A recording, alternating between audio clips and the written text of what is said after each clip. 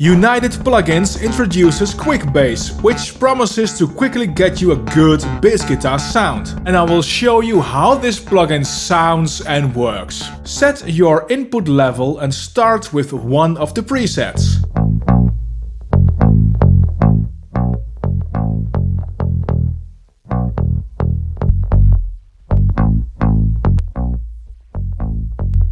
Or one of the EQ settings.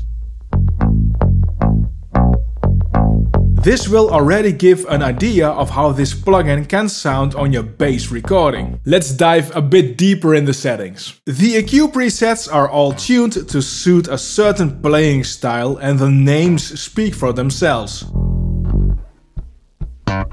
Millerize is based on the bass sound of Marcus Miller. Low cut cuts the low end. Bass enhances the low end.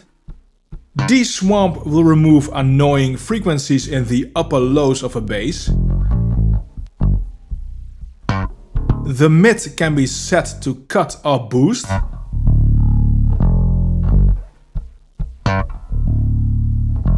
And for the high end you have high boost and high cut.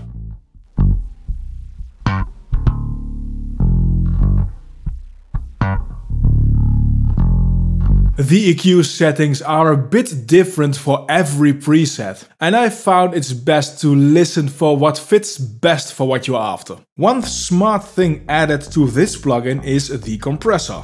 It offers 3 types of compression which all have their own characteristics. Very-mu is a tube-driven compressor. The opto is a slower compression type, and the fat is more aggressive. They all have their pros and cons, and it really depends on the style what will work best. The plugin allows to have in-between settings as well with the dial. You can set the amount of compression here and also control the release time. With saturation you can add saturation and overdrive to your bass sound.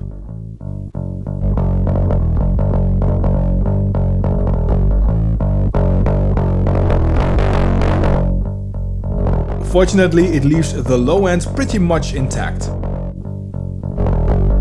The doubler effect is a stereo effect and it will basically duplicate the track. It will detune the duplicate and will pan both to opposite sides to widen the sound.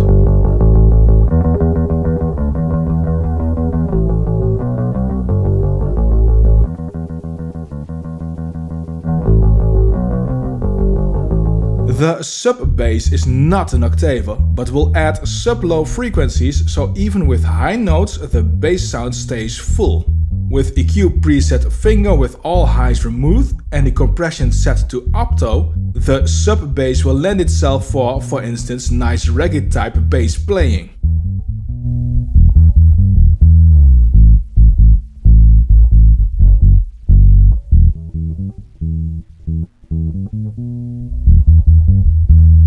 If you combine the effects and automate them, so the doubler, the sub-bass and saturation, you can create cool sounding stuff like this.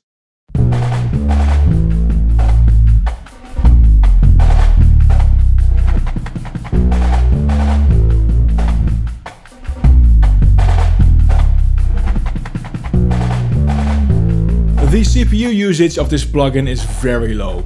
I barely noticed any performance hit on the Cubase performance meter with 9 instances active. You can find a link to the plugin in the description below. Check out the review of the DI Fix plugin I also used in this video. It's displayed on screen right now.